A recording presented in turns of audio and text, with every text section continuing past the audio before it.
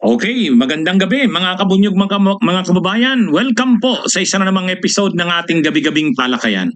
Mga kabunyog, palapit ng palapit, ilang araw na lang, eleksyon na. Mayo 12, eleksyon na po, Ngayon, isa sa dapat na i-consider ng mga botante, itong reality o realidad na kapag nanalo itong si Bato de la Rosa bilang senador, kasi parang pumapasok si Bato sa survey ng 12, shout out Pugi. Kay Pau Francisco, Jenny Ramos, good evening. Kumusta kayo dyan sa Hong Kong? Bonyog Jenny, Gianna Calonia, hello po, good evening. Kay Nancy, sa mga viewers natin sa Facebook, si Kabunyog Jubity, si Agnes Putong, si San Flores Danilo Zamora, kay Kabunyog Joe Partosa, kay George M. Paras, William Catalia, kay Walker Johnny, Jose J. De Jesus, Faye Panlaki, shout out sa inyo mga kabunyog, mga kababayan. So ito, kapag nanalo itong si Bato de la Rosa, kasi lumalabas nga sa survey, parang papasok sa 12, pumasok ito sa 12, sa mananalong senador si Bato, magugulo ang bansa natin mga kabunyog. Magugulo ang bansa natin. Bakit magugulo ang bansa natin? Pag lumabas ang arrest warrant ni Bato, nananalo siya bilang senador, magiging yan, kumbaga, ang gagawin ni Bato, magtatago doon sa loob ng Senado. Magtatago sa loob ng Senado. I-invoke niya, igalang ang kanyang pagiging senador. Tapos ngayon naman, syempre, ang gobyerno ni PBBM dahil nagsabi na kapag lumabas ang arrest warrant sa mga co-perpetrators o iba pang asukasado ni Duterte, ay magko-cooperate uli sa ICC, ay sa Interpol, ay di magkakaroon ngayon ng banggaan ang Senado. Magkakaroon ngayon ng banggaan ang Senado. Siyempre, si Bato de la Rosa, i-invoke niya ang kanyang pagiging senador na dapat wag siyang arestuhin.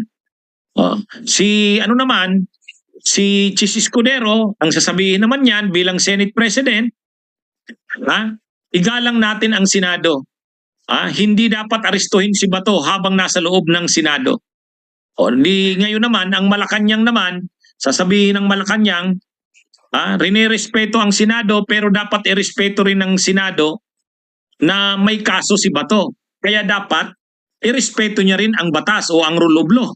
So, mga kabunyog, ang gulo, magiging magulo na naman ang bansa nating ito. Magiging magulo na naman. Samantalang kung si Bato ay magiging ordinaryong Bato na lang, ordinaryong mamamayan na lang, kahit papano, hindi niya magagamit ang Senado. Kumbaga, aarestuhin siya bilang ordinaryong mamamayan. Hindi tulad ng kapag nanalo siyang senador, ay magkakaroon na naman ng kiskisan yan, mga kabunyog, mga kababayan. Kaya kung gusto natin na maging matahimik na ang bansa natin, alam naman natin na may kaso ito si Bato sa ICC, ang gawin na muna, harapin niya na muna yung problema niya sa ICC, papanagutin na muna siya doon. Huwag na siyang maupo sa Senado. Unang-una, hindi niya rin magagampanan ng maayos ang trabaho sa Senado dahil ang dami niyang kaso. Kapag nandun pa siya kapag naaresto siya, o halimbawa pa ganito mga kabunyog, mga kababayan, pag lumabas ang arrest warrant ni Bato, halimbawa nanalo siya sa eleksyon sa Mayo, halimbawa lang, tapos manunumpa siya bilang bagong senador sa June 30. Paano kung bago ang June 30 lumabas ang arrest warrant niya? Tapos sinurrender siya sa ICC, hindi naman siya makakapanumpa. Hindi naman siya makakapanumpa, hindi siya makakaupo. Hindi naman pwedeng maupo sa Senado ang kahit manalo ka pa, hindi ka naman makakapanumpa, hindi ka rin makakaupo. Requirement yung pag-take ng oath eh. So ang gulo mga kabunyog, kumbaga, dapat na ang bansa natin, magawa na ang mga dapat gawin. Kapag nanalo ito si Bato at lumabas ang arrest warrant ng ICC, gagamitin ni Bato ang kanyang pagiging senador, magkukubli siya magtatago siya sa kanyang kapangyarihan bilang senador, magkakagulo ang bansa natin na naman. Ha? Tapos sabayan pa ng impeachment ni Sara, o yan pa lang, ano na rin yan, matindin na ring usapin yan, nakakaharapin na naman ang bansa. Kumbaga wala na, hindi na tayo naubos dito sa mga problema dito sa mga Duterteng ito. Kaya ang pinakadapat na lang na gawin dito, wag nang iboto si Bato. Ha? Kung isipin na lang natin, hayaan na muna siyang harapin ang problema niya. Ha? Hayaan na muna siyang harapin ang problema niya sa ICC. Linisin ang pangalan niya. O, pero kung mananalo siyang senador, tapos nandyan ang problema ng ICC, ay mahahati ang atensyon ni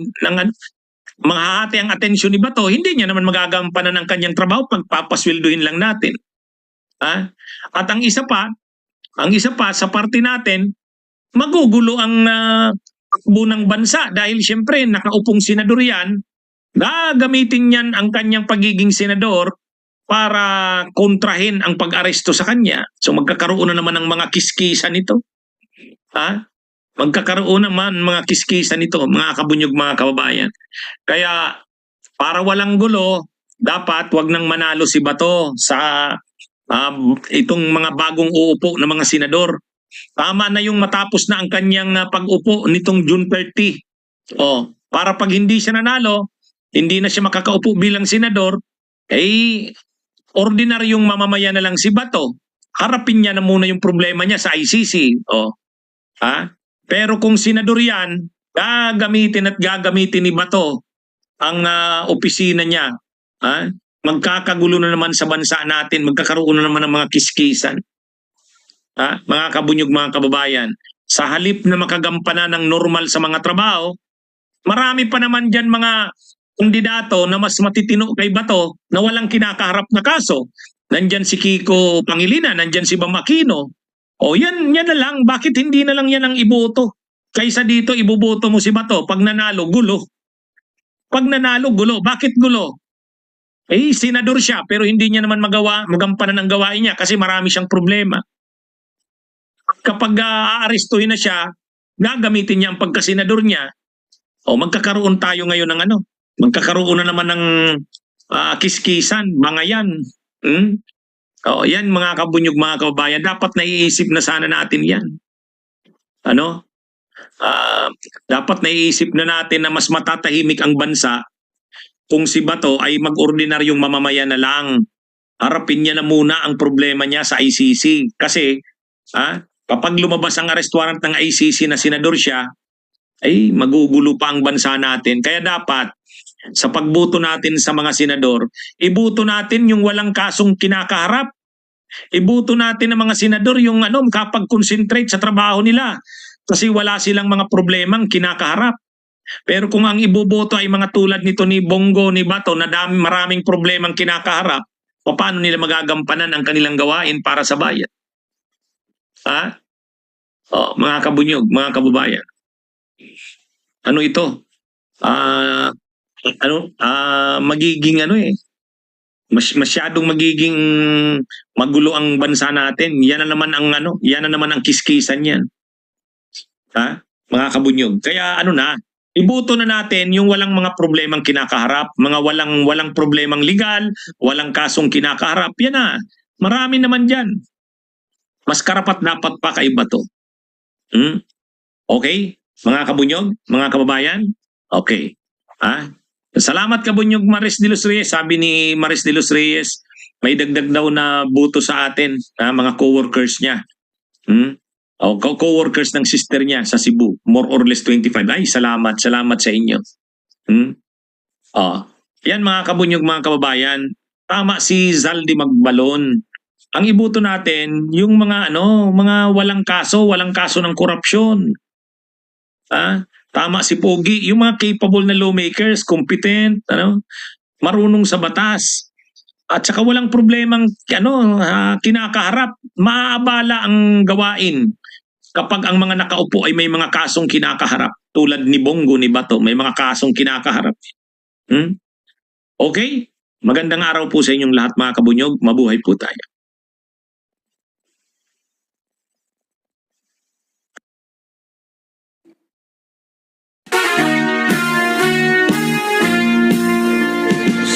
Sawa ka na ba sa kahirapan at hustisya para lang sa ilan? Sukang-suka ka na ba sa political dynasty at sa katiwalian? Kaibigan, ito na ang pagkakataon upang masugpo natin ang korupsyon. Itaguyod natin ang katotohanan kapag tiwali ay ating labanan. Bunyog ang ating kasagutan, bunyog ang party list ng mamamayan, bunyog laban sa katiwalian, bunyog ang tamay ng paglalaban.